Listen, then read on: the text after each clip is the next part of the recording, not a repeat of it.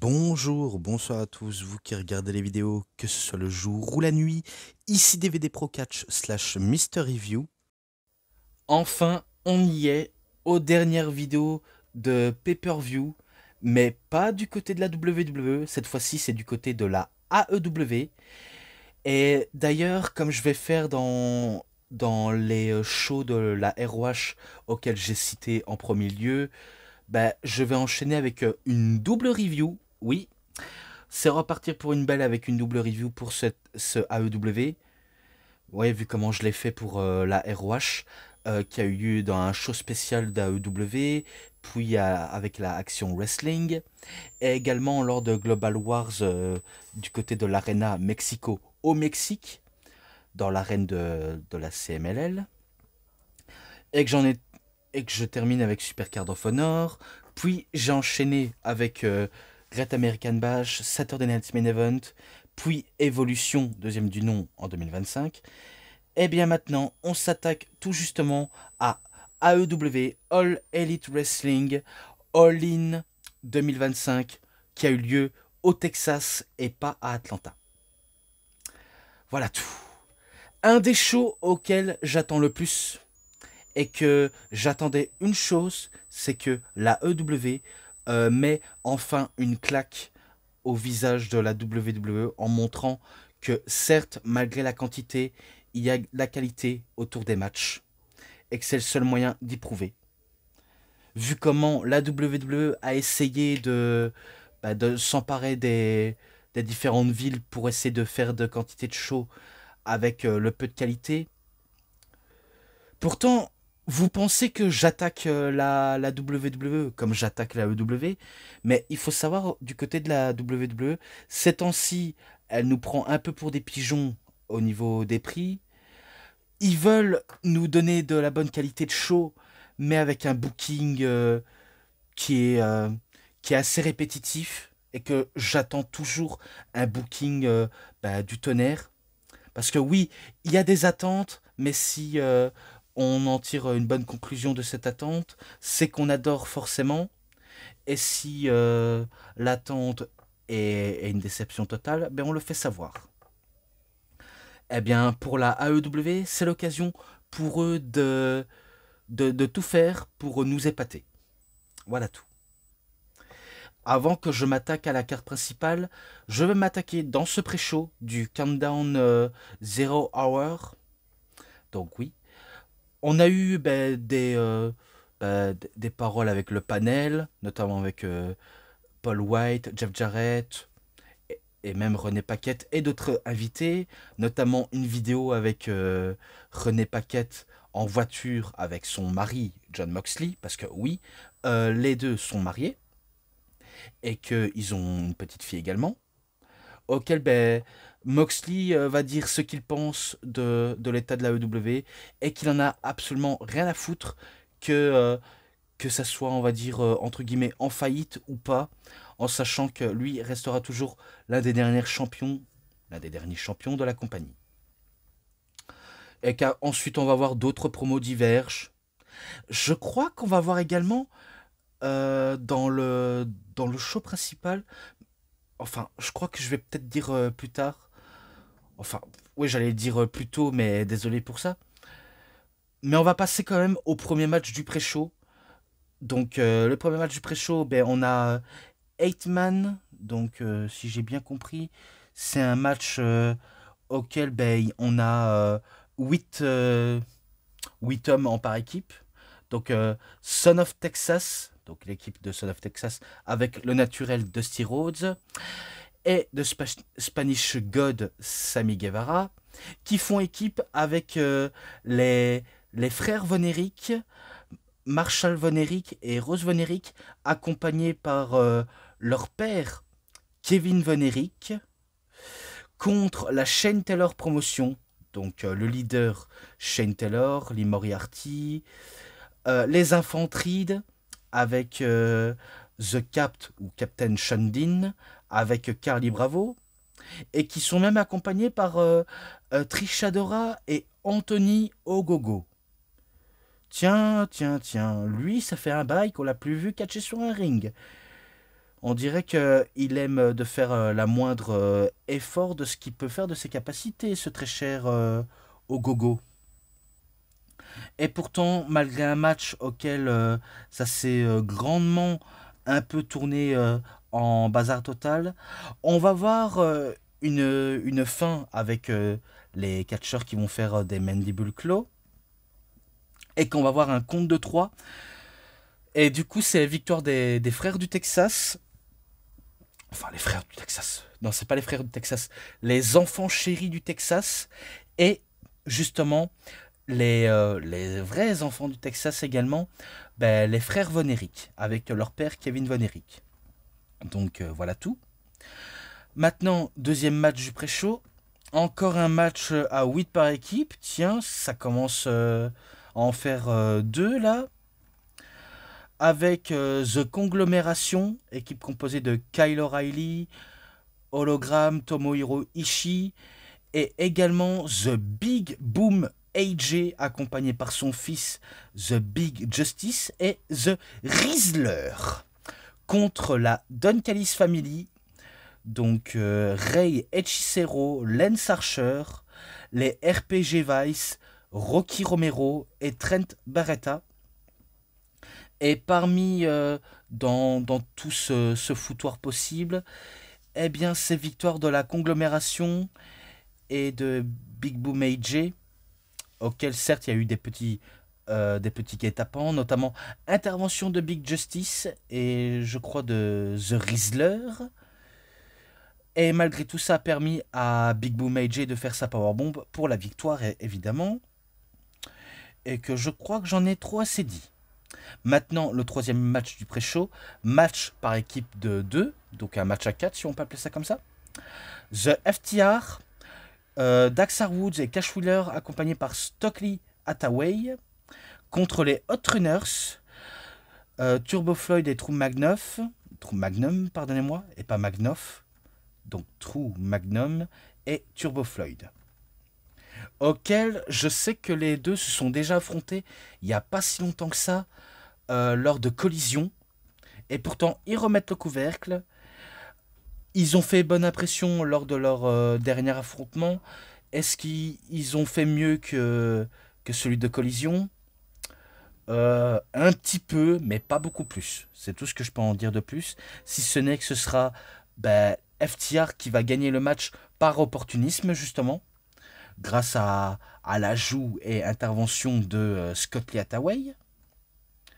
Et voilà comment se terminent les 3 matchs du pré-show. Et que maintenant, on passe directement à la carte principale du show All-In.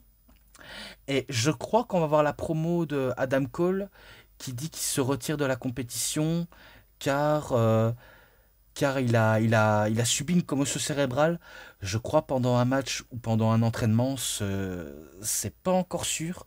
Mais en tout cas, il se retire de la compétition, il décide de retirer le titre et que le titre est vacant et que il est réellement triste que ça se termine ainsi pour lui. Je comprends sa peine à Adam Cole en sachant que ça fait 3 fois qu'il se blesse, Adam Cole. La première fois, je crois que c'était en 2022 lors de Forbidden Door, premier du nom, quand il avait affronté des Jay White, Sanada et je crois qu'il y avait Kazuchika Okada, mais je suis pas tellement sûr. Hein. Je m'en rappelle plus, mais je sais que j'avais déjà vu il y a bien longtemps. Mais en tout cas, il avait subi une commotion cérébrale et que en 2023, jusqu'après qu'on soit en 2024, eh bien, il s'était blessé à la cheville. Et maintenant, en 2025, eh bien, il subit une nouvelle fois une commotion cérébrale. Et ça, c'est pas tellement bon pour Adam Cole. Oui, je peux vous le dire, c'est pas tellement bon pour lui, en sachant qu'il commence peut-être à avoir une santé assez fragile. Est-ce que c'est le manque de travail et le manque d'efforts. Ça, j'en ai vraiment aucune idée. Mais ce qu'on peut dire à propos de Adam Cole, et c'est un peu triste pour le dire, c'est qu'il est maudit par toutes ses blessures. Et que ça, c'est triste, évidemment, pour lui. En espérant qu'il va se rétablir comme il se doit, quoi. Et que je passe directement au tout premier match de la soirée, et que c'est le 4e match, justement, de la carte. Avec les adversaires, les oppositions, ou les Ops, comme on pourrait citer, Samoa Joe, The Powerhouse Will Hobbs et Katsuyori Shibata contre les anciens BCC, Blackpool Combat Club, mais justement on peut les qualifier tout simplement The Death Riders, donc équipe composée de Double C, ou le cyborg suisse, le Superman suisse Claudio Castagnoli, avec Wheeler Yuta et avec Gabe Kidd, pour Gabriel Kidd. D'ailleurs, c'est marrant, c'est que Claudio Castagnoli n'a même pas osé de faire une promo face à John Cena. Même si c'est à la EW, il aurait dû peut-être en lâcher une en disant Hey John Cena, comment ça va? Peut-être qu'il aurait fait un tweet ou juste une interaction à l'écran, mais rien de tout cela pour ce très cher Claudio. Et que ceux qui ont réagi, Nick Nemeth sur Twitter, il a juste fait une réaction auquel il est étonné qu'il ait dit son nom, Nick Nemeth. Alors que du côté de Matt Cardona, il lui a répondu sur Twitter et lors d'un show indépendant. Et du coup, il s'est pas gêné de citer son nom, John Cena. Alors que Claudio n'a même pas eu l'audace de le citer. Mais bon, c'est comme ça, on sait rien faire d'autre, quoi. Clairement, on sait rien faire d'autre. Et concernant tout ce match-là, ça part tellement en couille que qu'est-ce que vous voulez que je dois citer de plus? Si ce n'est que tout part en couille et que on a du mal à se rester concentré. Donc je ne saurais pas trop vous en dire de plus, si ce n'est que malgré tout ce guet-apens, malgré les bonnes choses qui s'est déroulées dans le match, c'est tout de même victoire des oppositions. Donc Joe, Hobbs et Shibata, qui conservent les ceintures trio par équipe. Oui, parce que les ceintures trio du monde par équipe de la AEW étaient en jeu. Mais qui sont attaqués par les Death Riders. Et que par la suite, Samoa Joe, il va subir une blessure, je crois au niveau kayfabe. Donc ils vont mettre une chaise autour du cou. Et ce dernier, il suffit de l'écraser pour le mettre hors d'état de nuire et de l'envoyer à l'hôpital. Donc, ce qui est sûr, c'est que Samoa Joe, il ne pourrait pas être utile pour défendre Eggman Page. Bien dommage. Donc voilà tout. Maintenant, le 5e match de la carte, avec le Casino Battle Royale masculin. Oui, parce qu'il y avait du côté des hommes. Et maintenant, il y a aussi du côté des femmes également. Mais je vais plus citer du côté des hommes. Il faut juste que je trouve la carte. Je ne sais plus où est-ce que je l'ai mis. Je l'avais sur les yeux un instant. Ah, voilà. Je crois que je l'ai. Et je vais même citer les participants si ça vous fait plaisir. Et parce que je pourrais vous en dire un peu plus. Je sais qu'il y a Maxwell Jacob Friedman, donc MGF, contre Mark Briscoe. Et contre Ricochet, contre Bandido, contre Konosuke Takeshita, contre Mystico, Josh Alexander, Anthony Bowens, Roderick Strong, enfin, lui je l'ai déjà dit, pardonnez-moi, Brody King, Juice Robinson, Kota Ibushi, The Beast Mortos et Max Caster. Et parmi ces noms-là, c'est tout simplement MJF qui bat en dernier Roderick Strong et qui obtient le contrat pour une chance au titre de AEW. Donc il veut récupérer l'or qu'il avait perdu autrefois. Et que c'est l'occasion pour lui de se rattraper de cette petite enterrement qui a eu lieu en toute fin d'année 2023. Donc voilà, enfin bref. Maintenant, match numéro 6. Et c'est un match à 4 pour le titre TNT qui a été rendu vacant. Oui, parce que Adam Cole a rendu son titre TNT vacant. Et ce match oppose le naturel Dusty Rhodes contre Daniel Garcia, accompagné par Daddy Magic, Matt Menard, contre Kyle Fletcher et contre Sammy Guevara.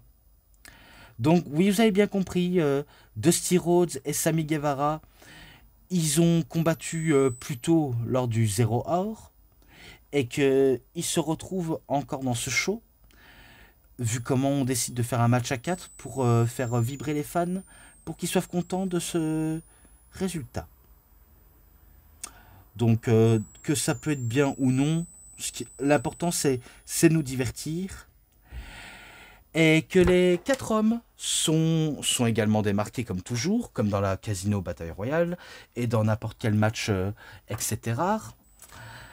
Eh bien, parmi certains prétendants, ceux qui n'ont pas de ceinture autour de la taille pouvaient notamment gagner à tout moment. Je pense notamment à Daniel Garcia, qui veut récupérer pour la 2e fois le titre TNT. Mais pas que, Kyle Fletcher aussi a du potentiel pour devenir champion TNT.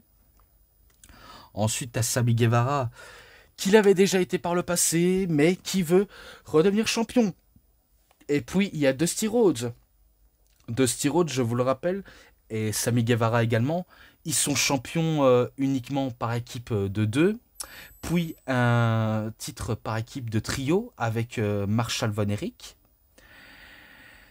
Donc ça en fait 2 titres chacun pour Sammy et pour Dusty.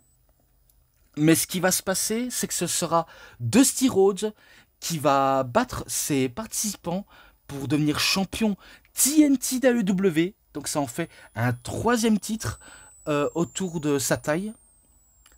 Donc c'est lui qui remporte le titre TNT et que au désarroi de son collègue Sammy Guevara et de Daniel Garcia et de Kyle Fletcher, ça reste tout de même lui qui devient une nouvelle fois champion. Donc voilà tout pour ce match-là. Après, je pense que je vais couper un petit peu parce que là, je sens que je suis un peu déshydraté et que je fais un petit peu n'importe quoi. Donc je poursuis encore. Tout au niveau de cette carte. Je suis pas sûr que je vais réussir à le finir de sortir cette vidéo le plus vite possible. Hein. Je ne vous garantis pas, mais voilà, je fais de mon possible pour assurer le coup. Mais bon, le 7e match, un match par équipe. Donc voilà, encore des matchs par équipe. Mais cette fois-ci, le rôle de EVP, des vice-présidents exécutifs d'AEW, est également en jeu également. Et que si les Young Bucks perdent le match, ils sont déchus en tant que vice-président exécutif. Et que si jamais Ospreay et Strickland auraient également perdu, ils n'auront pas le droit à un match de champion du monde de la AEW pendant 1 an. L'un des 2 parties, hein. C'est ce qui a été dit sur Wikipédia et dans la stipulation en question.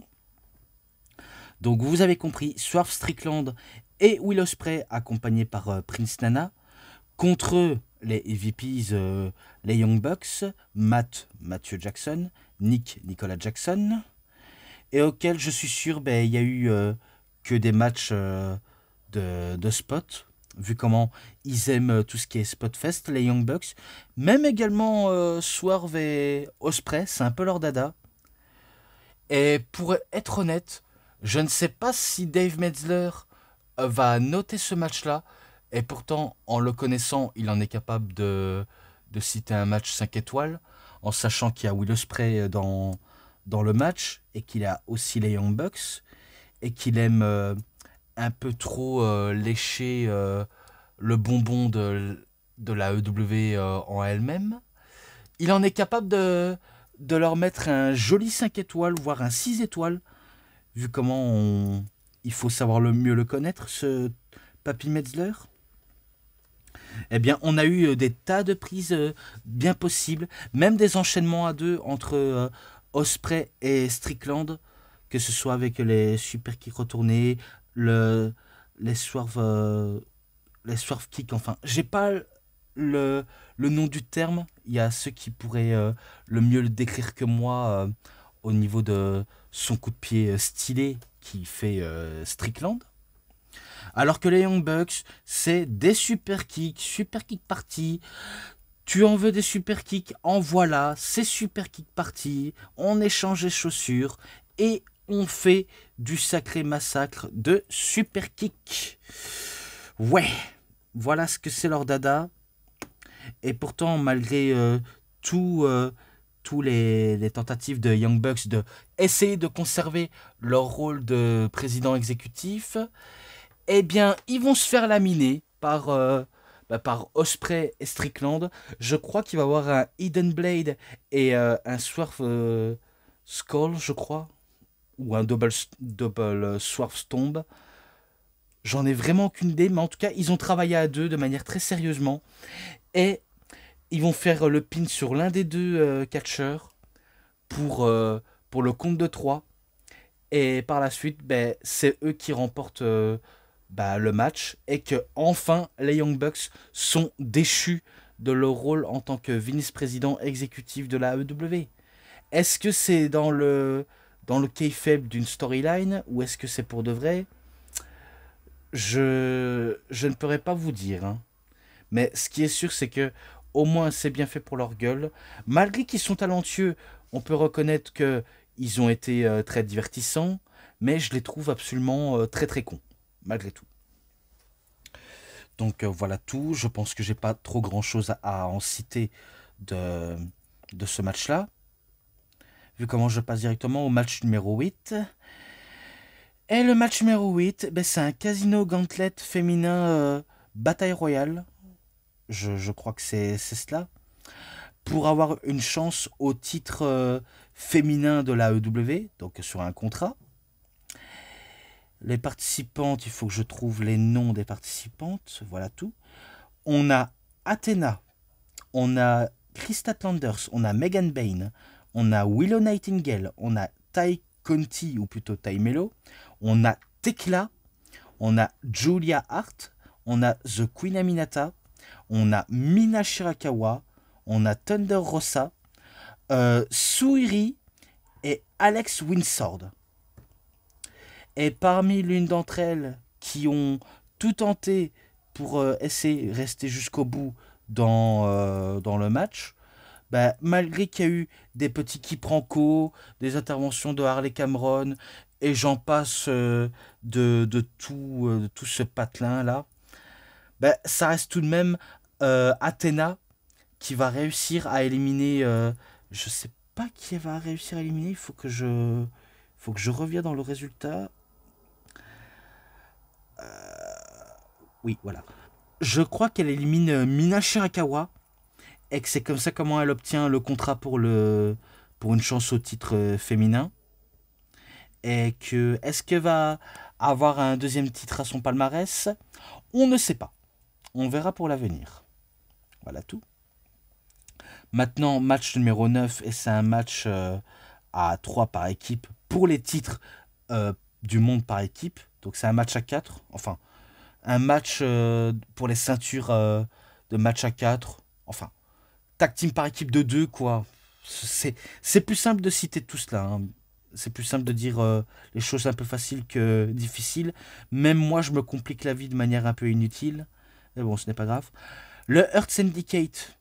Donc Bobby Lashley, Shelton Benjamin, accompagné par Mantel Van Tervius Porter, MVP, et Maxwell Jacob Friedman, MJF, contre The Jet Speed, donc Kevin Knight, et The Speedball McBailey, contre The Patriarchy, Christian Cage, et Nick Wayne, accompagné par Mother, donc la mère Shayna Wayne, équipe Sabian. Parmi la plupart des personnes qui étaient impliquées, on a eu parfois des démonstrations de Spotfest, démonstrations de ce qu'il peut faire les catcheurs voltigeurs, alors que les catcheurs puissants, eux, c'est plutôt du côté German Suplex, et j'en passe de tout, et de j'en passe de prise. Et par contre, je sais pas si c'est moi, mais je crois que je vous ai oublié de citer les résultats de Grand Slam Mexico, je pense. Ah ouais, oh putain, oh là là, pourquoi j'ai la tête ailleurs? Pourquoi je vais tout le temps droit au but alors que j'aurais pu citer? Vous savez quoi? Vous savez quoi? Avant qu'on passe à ce match-là, oui, je sais, c'est un peu maladroit de vous le dire ça. Je vais vous citer le show de Grand Slam Mexico, donc association entre la AEW et la CMLL pour Consejo Mondial de la Lucha Libre. Très rapidement, vraiment très très rapidement. Désolé si j'interromps tout cela, mais bon, je mettrai tous les résultats en ordre dans la description de cette vidéo si vous avez l'audace d'y regarder. En tout cas, je l'espère, parce que c'est dingue comment je peux oublier un truc pareil. C'est... je comprends pas pourquoi j'ai la tête vraiment ailleurs. Donc il faut que je trouve justement ça. Laissez-moi quelques minutes si jamais j'arrive à le trouver. Voilà, voilà tout. Donc pour Grand Slam Mexico, je vais vous le citer très rapidement. Et après ça, ben, on passe directement à l'essentiel du côté d'All-In. Je sais, je suis un peu désolé, mais il fallait que j'oubliais pas. Enfin, il fallait que je fasse cette double review, pas pour rien, mais quand même tout droit à l'essentiel, quoi. Eh bien, dans un match par équipe de 14 hommes entre Adam Cole, qui fait équipe avec Atlantis Senior et Atlantis Junior, qui étaient détestés au Mexique, Bandido, Brody King, Daniel Garcia et The Templario contre les FTR d'Axa Woods avec la Don Callis Family. Donc Rei Hechicero, Josh Alexander, Konotsuke Takeshita, Cal Fletcher, Lance Archer et Volador Jr. accompagné par Scott Lee Hathaway. Donc c'est victoire des Babyface. Et il faut savoir que dans ce match-là, ils n'étaient pas obligés de faire des tags vu comment quand ils étaient chauds pour apparaître dans le ring, et ils avaient l'occasion d'y enchaîner. Donc voilà tout. Ensuite, match numéro 2, Kazuchika Okada, accompagné par Don Callis. Oui, parce que Kazuchika Okada n'est plus avec les Young Bucks, il s'est associé avec la Don Callis, et qu'il a affronté Mark Briscoe, et spoiler, il a battu Mark Briscoe. Ensuite, match numéro 3, Mystico, qui a affronté Maxwell Jacob Friedman, MJF, accompagné par le Hurt Syndicate, Bobby Lashley, Shelton Benjamin, et Mantel Vantavius Porter MVP. Mais sauf qu'il a battu Mystico, il a battu MJF par disqualification parce que MJF s'est disqualifié et qu'au passage, il lui a arraché le masque et que à la fin du show, je suis sûr qu'il a failli se faire tuer parce que on ne manque pas du respect à la culture mexicaine et on n'arrache pas le masque de manière irrespectueuse, ça ne se fait pas du tout chez eux.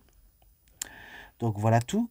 Ensuite, match numéro 4, Hologramme qui a affronté et qui a battu justement Lio Rush, Mascara Dorada et Ricochet pour la maudite somme dans le match de 4 millions de pesos. Je crois que c'est de l'argent mexicain. Donc 4 millions de pesos, en sachant que je savais pas qui avait ça en jeu. Mais bon, de toute façon, j'ai l'esprit ailleurs et je m'en contrefiche un peu de tout ça. Puis le match de championnat féminin du monde de la CMLL entre Mercedes Moné qui affronte Zexis et que, spoiler, c'est elle qui bat Zexis et encore un titre à sa collection et qu'elle se faisait attaquer par justement Tony Storm, qu'elle a voulu se jouer un peu touriste incognito. Voilà tout, rien d'autre à dire. Puis le main event, c'est un match numéro 6. Les Death Riders, donc John Moxley, Claudio Castagnoli, enfin... Non, c'est pas Claudio Castagnoli. Mais je sais que c'est un match à 10, enfin 5 contre 5. Donc John Moxley, Wheeler Yuta, LA Young Bucks, Matt Jackson, Nick Jackson et The Beast Mortos. et qu'ils étaient accompagnés par Marina Shafir, contre les oppositions Samoa Joe, Powerhouse, Will Hobbs, Katsuyori Shibata, Swerve Strickland et Will Ospreay accompagné par Prince Nana. Et résultat, c'est victoire des Death Riders. Et voilà comment se conclut le show de Grand Slam. Et maintenant, pour y revenir à justement All In, j'espère que je ne vais pas me tromper de quel match où j'étais, vu comment j'étais passé du match par équipe de 3 entre les Earth Syndicate, Jet Speed et le Patriarchy. Ben, il n'y a eu que des spots dans tous les sens, évidemment, tout se joue par les spots, et que malgré tout ce qu'il y a eu, que ce soit avec les prises tactiques de Mike Bailey, Nick Wayne, Christian, et j'en passe, même de Kevin Knight, de celui que je pourrais qualifier de On m'appelle l'OVNI, référence à la musique de Jul, qui fait son splash comme un ovni évidemment. Ben, ça n'a pas suffi à grand chose, en sachant que ça reste Shelton Benjamin et Bobby Lashley, que ce soit avec ou intervention de MVP ou de MJF, pour parvenir à leur fin. Ben, c'est eux qui remportent le match et qui battent les autres équipes. Et que c'est eux qui conservent les titres par équipe, justement. À la fin du match, eh bien, il reste plus que Christian Cage et Nick Wayne, qui sont un peu déçus d'avoir perdu le match, mais qui veulent retenter la prochaine fois.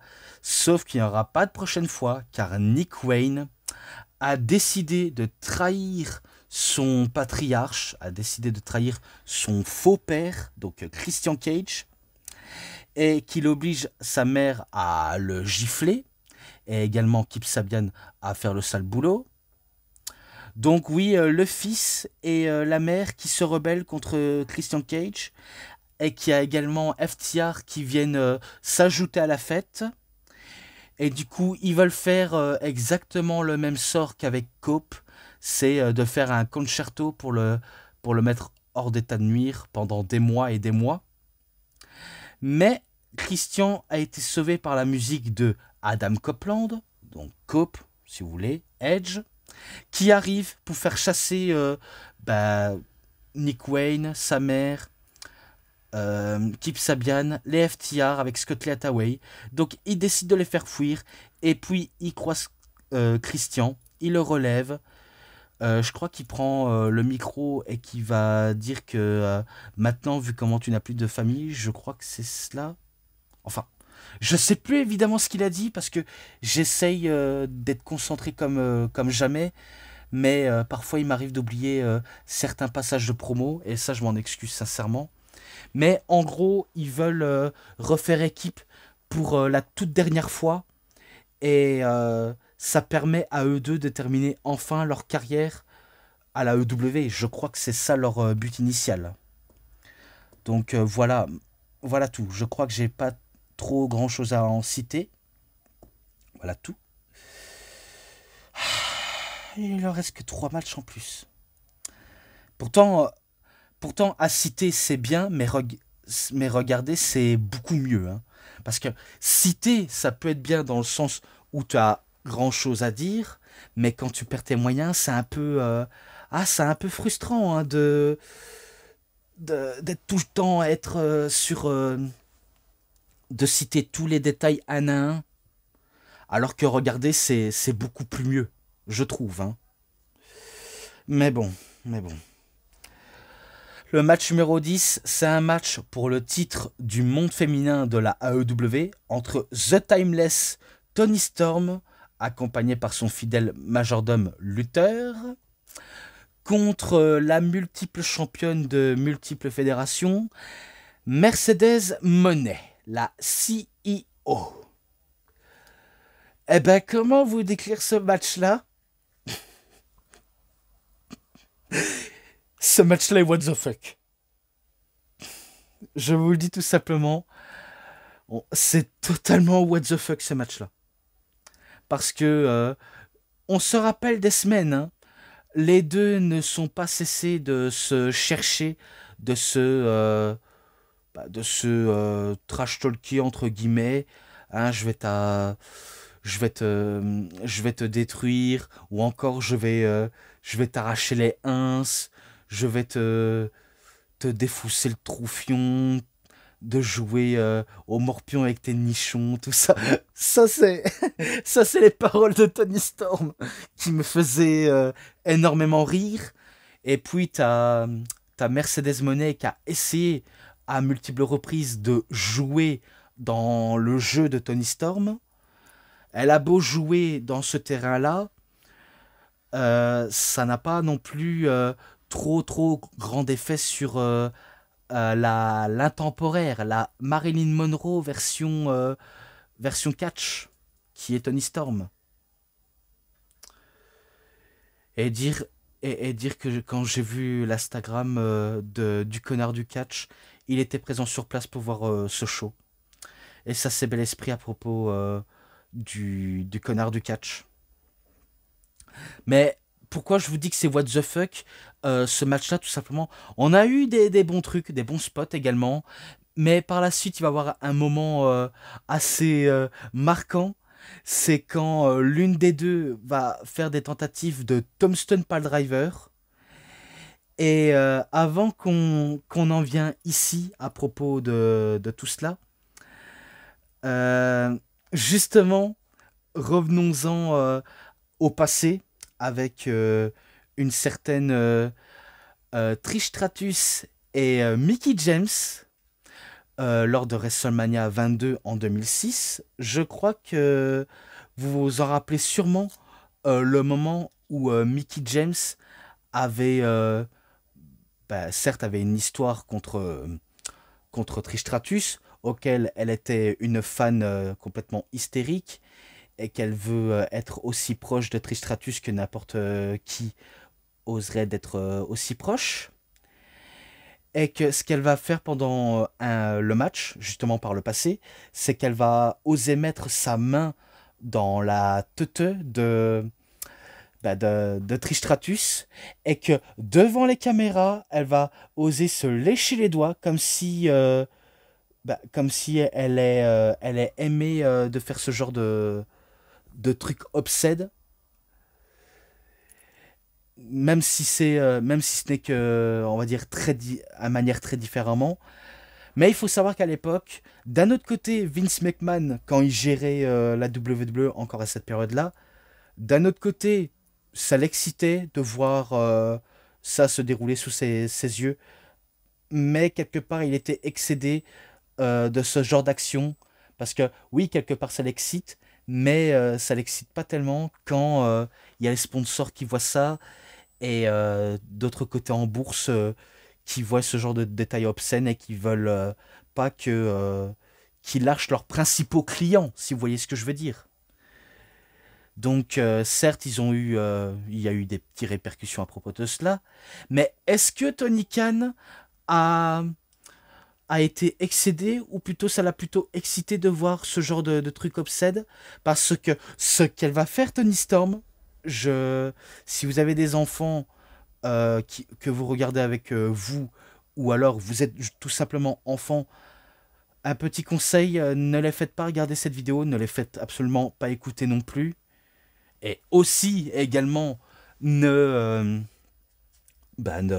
tombez pas sous cette vidéo au moment où je vais dire ça. Je préfère faire de la prévention. Mais après, si vous en avez vu pire, ou alors si vous avez déjà entendu d'autres dégueulasseries, restez si ça vous fait plaisir. Mais ne soyez pas choqués quand je vais vous dire cela. Parce que Tony Storm, elle est en position du Tombstone Piledriver. Mais ce qu'elle va faire, Tony Storm, c'est que elle va mettre sa bouche, et je crois que soit le mord, ou alors elle essaie de lécher, la tocha de Mercedes Moné.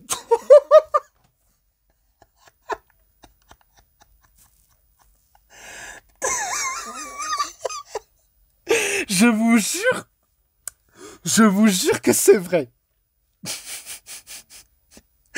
Parce qu'il y a eu une vidéo auquel j'ai vu sur le highlight sur YouTube, mais également un petit extrait sur Instagram. Et au moment où j'ai vu Tony Storm lui mordre la teute à Mercedes Moné, je m'étais dit, oh putain, mais c'est quoi? C'est du catch ou du... ou un site pour adultes? Parce que de voir ce genre de trucs auxquels on n'est pas censé voir est un peu limite. Après, je sais pas si Tony Khan leur a fait un savon à propos de tout cela, ou alors ça l'a plutôt excité, mais what the fuck? What the fuck quand même? Bon, après, bien sûr, il y a eu d'autres prises, notamment, je vais directement passer au climax. Quand au moment Tony Storm positionne Mercedes sur la troisième corde, eh bien, elle va s'emparer de la tête de Mercedes et qu'elle va commencer à l'embrasser. Donc, on peut appeler ça le baiser de la mort. Et qu'elle va effectuer son Storm Zero Pile Driver et qu'elle va remporter le match et conserver sa ceinture. Donc c'est victoire de Tony Storm, elle reste toujours la championne et l'intemporel restera toujours l'intemporel. Donc voilà, j'espère que ça ne nous a pas choqué de ce que je vous ai pu dire. Encore une fois, pour ceux que j'ai un peu offensés de tout cela, mais pourtant je vous l'ai bien prévenu. Donc voilà tout. Mais maintenant, quand je vois un Tombstone Piledriver, maintenant je le regarde d'une autre manière.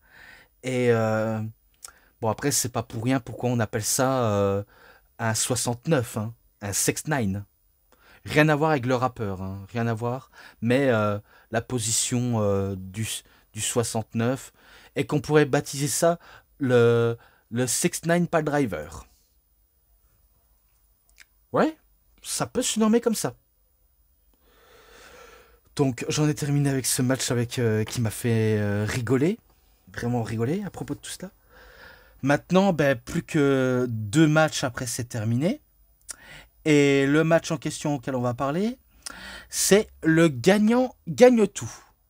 Entre l'unification du titre continental de la AEW, excusez-moi, j'ai failli dire WWE, mais c'est la AEW, et le titre international de la AEW. Et ce sera celui qui sera le premier champion unifié de l'histoire de la AEW. Et cet affrontement, c'est un affrontement qui a sûrement marqué les fans à tout jamais, en tout cas du côté US et d'Angleterre, du côté canadien, mais surtout au Japon. Et que leur rivalité, on peut qualifier ça de légendaire, entre Okada Kazuchika, donc Kazuchika Okada, contre Kenny Omega, accompagné par Kota Ibushi. Oui, ce match auquel on attend également le plus, en sachant que il faut savoir que je m'étais remémoré leur affrontement qu'ils ont eu lors lors de leur premier affrontement à Wrestle Kingdom 11, à la New Japan Pro Wrestling, puis leur deuxième affrontement à Dominion, puis leur troisième c'est lors dans un des tournois du G1 Climax, et puis de Dominion de 2018, auquel il faut savoir que les 3 matchs auxquels ils ont eu tous les deux n'étaient que de matchs de 6 étoiles, et que le tout dernier, donc celui de 2018 à Dominion, il n'a eu que 7 étoiles. Et à l'heure actuelle, ce match de 7 étoiles, c'est lunaire rien qu'à y penser ça, mais c'est la note la plus élevée et la plus atteignable au monde. Et pourtant, Kenny Omega et Kazuchika Okada, ils l'ont fait. Et maintenant, ils remettent le couvercle pour leur affrontement légendaire avec les 2 titres unifiés. Oui, parce que ce sera le nouveau titre unifié qui est en jeu. Et ils vont faire ce qu'ils ont fait par le passé, des enchaînements très brutaux qui va leur rappeler leur affrontement à la New Japan Pro Wrestling avec des multiples spots, même s'il faut spaumer des V-Triggers, des Rainmaker Coastline, des tentatives de Slap Dragons, de One Wing Angel, de Tombstone Piledriver, et j'en passe des prises qu'ils en sont passées. C'est une dinguerie sans nom ce match-là également, que du pur match de catch. Et que je comprends que c'est l'un des matchs les plus attendus de la carte et auquel on veut vibrer parce que on a deux catcheurs qui sont de véritables légendes du Japon. Surtout Kazushika Okada, qui a été l'une des figures de proue les plus importantes à la New Japan Pro Wrestling. Et que là, les deux, ils mettent le paquet. Clairement, ils mettent le paquet, ça enchaîne grave. Et que peu importe le résultat du match, l'un des deux allait remporter ce tout nouveau titre fraîchement construit. Pourtant, on en a eu, hein, et à chaque fois, il y a eu du nearfall de la foule. C'est incroyable et impressionnant comment la foule est à fond dedans. Ah, dommage que la vidéo n'est plus en ligne, mais je suis sûr que si jamais elle aurait été encore en ligne, j'aurais regardé avec plaisir parce que franchement, devant un tel chef-d'œuvre, on peut pas passer à côté de tout ça. Clairement, faut vraiment pas passer à côté. Et pourtant, à la toute fin du climax, j'espère que... Enfin, je crois que Don Callis, il a un peu intervenu dans tout cela. Je ne m'en rappelle plus très bien. Mais je sais que Kenny Omega a voulu tenter sa One Wing Angel. Mais ça va se retourner contre lui. Des dropkicks, un Tombstone Piledriver. Puis, il en termine avec un ultime Rainmaker Clothesline. Je crois que c'est ça. Hein. J'espère que je n'ai pas tort là-dessus. En tout cas, si je me trompe dans les petits détails, désolé, c'est juste que j'essaye d'aller plus vite. Eh bien, il va le battre avec sa Rainmaker Clothesline, tout simplement, et qu'il obtient le tout nouveau titre pour la victoire. Donc c'est victoire de Kazushika Okada, qui est le seul et l'unique champion unifié entre le titre international et continental. Et pourtant, nous en tant que fans, on a cru que ça allait être renommé intercontinental de la AEW. Mais ils ont préféré de ne pas aller dans le sens où la WWE a le titre intercontinental. Ils ont préféré de faire à leur manière. Et peu importe les circonstances, voilà, c'était un très très bon match entre Kenny Omega et Kazushika Okada. C'était excellent. Voilà tout. Et maintenant, le main event. Là, on est directement au main event entre Eggman Adam Page contre Jon Moxley, accompagné par Marina Shafir. Et ce match a une stipulation, c'est un Texas Deathmatch pour le titre de champion du monde de la AEW qui est enfermé dans cette mallette. C'est l'heure, c'est l'instant. Il est temps pour le cowboy de revenir dans une phase de rédemption. Un peu comme dans le jeu Red Dead Redemption. Oui, je sais, ça rime. Mais c'est l'heure pour Adam Page de sauver la AEW de ces fléaux, de ces, on va dire, anarchistes qui sont les Death Riders. Donc il est temps de libérer la AEW de ces truands. Et ce que je peux dire, ça a parti en couille. Ce match part totalement en couille. On enchaîne les hostilités, des coups par-ci par-là, des objets qui traînent en dessous du ring ou un peu partout. On ne peut pas non plus échapper aux interventions parce que malgré tout, c'est un match libre auquel on peut s'attendre à des multiples interventions et de tout et n'importe quoi. On va voir parfois les Death Riders qui vont arriver pour essayer de s'assurer que Adam Page ne soit pas champion. Mais Adam Page, il a fait, entre guillemets, ramener ses coéquipiers, que ce soit les oppositions ou Will Ospreay. Et divine surprise, Prince Nana et Swerve Strickland. Pourtant, on connaît leur passif en rivalité des deux hommes. Et qu'on sent qu'ils se détestent purement et sincèrement, mais qui se disent pour un soir, ou peut-être pour tout le long de la rivalité, ils vont s'assurer que ce soit Adam Page qui va gagner le titre mondial poids lourd de la AEW, même si c'est pas poids lourd, mais bon, vous avez compris ce que je voulais en venir. Eh bien, pareil que pour Samoa Joe, Will Ospreay va subir le même sort que lui en subissant un coup de chaise dans le dos alors qu'il était autour de son cou et qui va être embarqué dans une ambulance. Là, on se dit, ah merde, on sent la douille arriver que ce sera les Death Riders qui vont gagner. Vu comment ils ont Wheeler Yuta, Claudio Castagnoli, Gabriel Kidd. Dommage qu'il n'y a pas Pac, s'il n'avait pas été blessé. Mais, ah putain, c'est dommage. Parce qu'il y a des interventions partout. Vraiment partout, partout, partout. Donc, c'est le moment de faire sortir la Justice League, le grand jeu. Et il va avoir Darby Allin qui descend du ciel comme si c'était Batman, comme si c'était un justicier qui arrive pour contrer les attaques maléfices et imperturbables des Death Riders. Donc il s'en mêle à la fête, vu comment il n'a pas oublié les multiples agressions qu'il a subies aux mains des Death Riders. Donc il essaye de faire le travail possible pour que ce soit Adam Page qui remporte le match. Mais ils sont tellement imprévisibles que on ne sait pas s'il va y avoir un vainqueur ou un perdant. Parce qu'il faut un vainqueur et un vaincu, tout simplement. Pourtant, ils arrivent à s'occuper de lui haut la main. Puis, il y a des tables, des chaises, des interventions par-ci, par-là. Et même, je sais pas ce qu'on pourrait qualifier ça, un genre de planche avec des gros clous qui est sorti du ring. Et je peux vous assurer que lorsqu'on est couché face à ce piège de torture, mais on le sent arriver, la violence.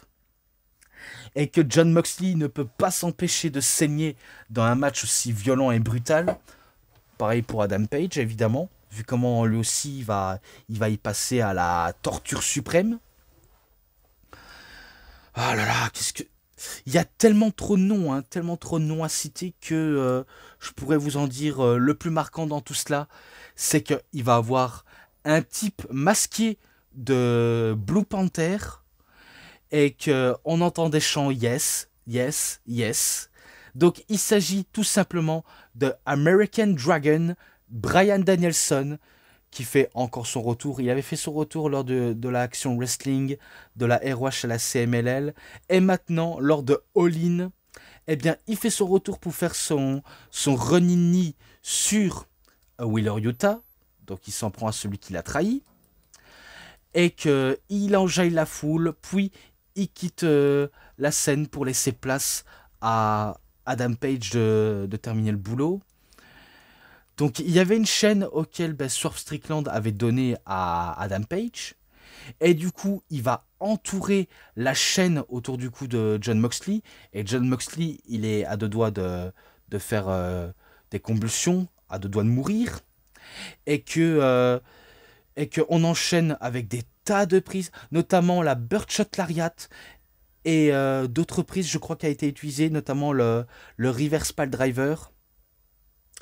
Et que tout simplement, il va arriver même à détruire Marina Shafir par l'occasion, mais surtout, il va beaucoup plus détruire Jon Moxley et qui va faire le compte de 3 pour la victoire. Donc, vous avez compris, c'est victoire d'Adam Page qui défait le titre de la mallette des Death Riders et que c'est à nouveau lui, pour la deuxième fois de sa carrière, le champion du monde de la AEW. Donc, pour un personnage aussi écrit depuis près de 2 ans qui court après le titre suite à son enterrement face au Punk de Chicago, vous savez de qui je parle, vous savez bien que c'est CM Punk, eh bien, il retrouve l'or et maintenant, faudrait qu'il soit un champion très à la hauteur. Il faut qu'il soit aussi bon que le premier, parce que malheureusement, le premier n'était pas si mémorable que ça. Espérons que le premier sera autant. Voilà tout. Et voilà comment se termine le show de la AEW. Tout simplement, ça se termine ici. Donc j'en ai terminé avec cette vidéo sur la AEW. Et par contre, je suis désolé si ma promesse n'a pas été tenue. J'allais dire que je veux pas que cette vidéo ne dure qu'1 heure. Mais il y a tellement de détails à citer. Et aussi que j'ai même oublié au tout début de citer le tout premier show de Grand Slam Mexico. Et que je l'ai quand même dit, malgré tout je l'ai quand même dit. Et que enfin je l'ai terminé de citer. Mais je peux vous le garantir, c'était un des meilleurs shows de la AEW. Et ça c'est sûr et certain, la AEW a fait fort. A fait vraiment fort comparé à la WWE. Et ça, c'est tout à leur honneur. Vous voyez, quand je peux dire du bien de la AEW, je peux le dire. Et j'espère que je vous ai convaincu. Surtout Terry Meeting. J'espère que je dis bien meeting. Parce que la dernière fois j'avais dit meeting. Mais là c'est meeting. J'espère que ça t'aura vraiment convaincu. Et en tout cas, si t'as aimé ce show all-in, sache qu'avant tout, tu n'es pas tout seul. Car je fais partie des personnes auxquelles j'ai adoré All In Texas. Et que maintenant, je passe directement à la conclusion. Voilà, c'est tout pour cette vidéo de review. C'était DVD Pro Catch / Mister Review. J'espère que vous avez très bien aimé cette vidéo. Et si cette vidéo vous a vraiment bien plu, vous savez ce qu'il vous reste à faire. Likez la vidéo, commentez, partagez, abonnez-vous à ma chaîne et cliquez sur la petite cloche pour avoir plus des notifications et des prochaines vidéos. Et moi, comme d'habitude, je vous dis bonne journée, bonne soirée à tous. Au revoir tout le monde pour une prochaine vidéo. A plus à tous les fans de catch. Allez, bye bye tout le monde. Salut tout le monde.